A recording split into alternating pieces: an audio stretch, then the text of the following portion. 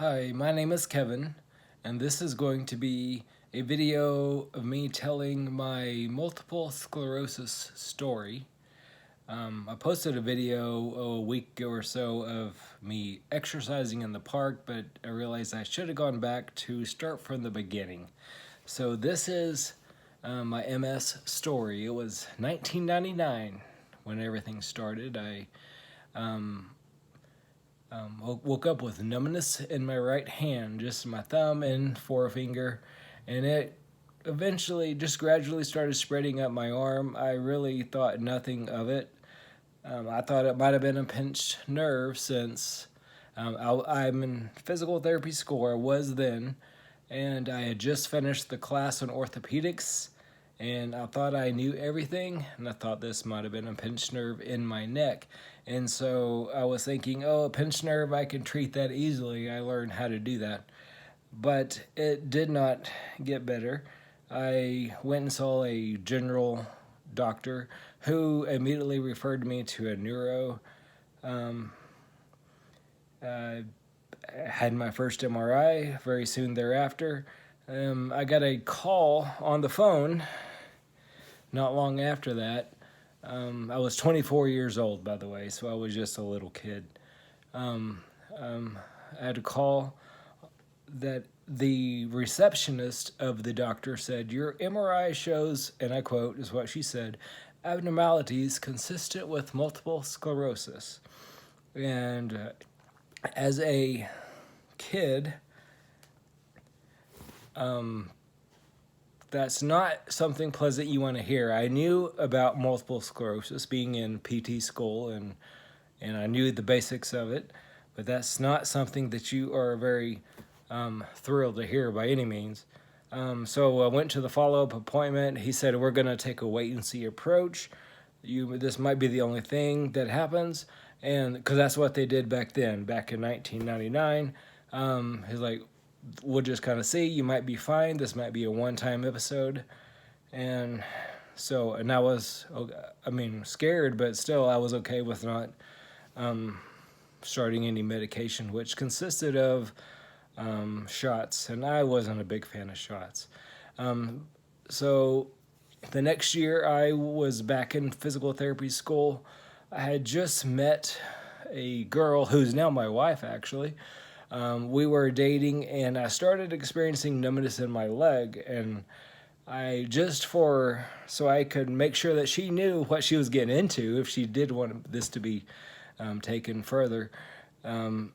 I told her the whole story, and so we went back to a neurologist, did another MRI. It really showed no progression, anything like that. This was probably 2000. So basically he said that we're going to do the same thing, just kind of wait and see. I come back in 4 months is what he said. So I saw him off and on for about 4 years.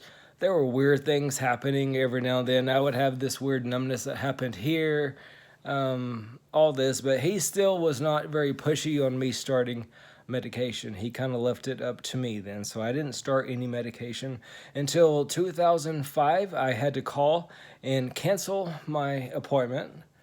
And for any of you that are in the healthcare field, or you have clients that have appointments, when someone calls to cancel your appointment, I highly recommend that you try to reschedule them then, because his receptionist didn't do that at the time, and he said, "Thank you very much, I won't be in."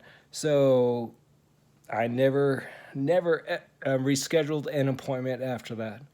But then very soon after that, about 5-6 years, things were going really good. We had our first child in 2005, another one in 2008. Around that time, I started running, and I got really big into running. Long distance runner, and I did pretty good. I ran a total of 4 half marathon races. I was not fast by any means, and no matter how hard I tried, I couldn't get faster. And I'm like, well, that's just how it is. But I could tell I started to slowly tell that things were not as they should be. I would go out and mow the grass. I would get very tired, more tired than I should be, getting tired from what I would do. So I would not alarm my wife. I would sit out in the front porch for a while after I finished so I could recover, so I could not look drunk. I thought I was hiding it well, but she knew what was going on. Um, so things slowly kind of progressed in that term. Numbness in the left side of the leg, which was starting, and that started back when I was when I was running. It slowly progressed up the leg and into the left hand and arm, and even into the face, and that's what I have today. Um, so I went back to the same physician, and I could tell what he was thinking. He was like, "Yeah, I told you so." But he said that if I had come in today, he would have been a little bit more pushy about me starting the medication. So I had an MRI, and of course, the MRI report, extensive multiple sclerosis, I can't talk. The MRI showed that I had progressed quite a bit. And so I started on Copaxone at that time, and 2 years on Copaxone, it really wasn't that bad. We switched to Tecfidera about 2 years after that. I was on that for about 2 years, and the whole time I knew in my head that this MS had switched over to a secondary progressive. That's what I thought. Of course, being in the healthcare field, we know everything.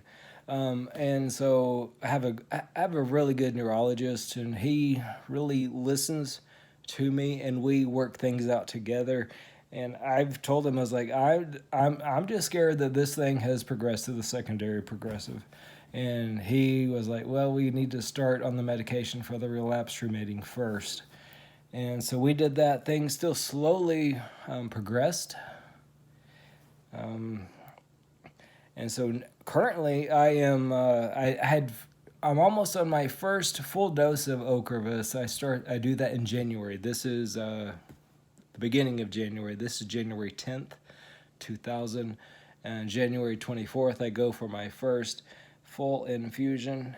So that's where we are now. Right now, the symptoms are I get extremely fatigued. I use a cane sometimes. It really helps with the balance. There's no way I'm going to get out and mow the grass anymore. The fatigue is just too great. Numbness is crazy. My balance is no good. Luckily I haven't had any major falls lately. The last one was it's been a couple years ago maybe, and that did not feel very good. So anyways, that's where we are right now. I'll be posting more videos as we progress through my MS journey. Thank you for listening.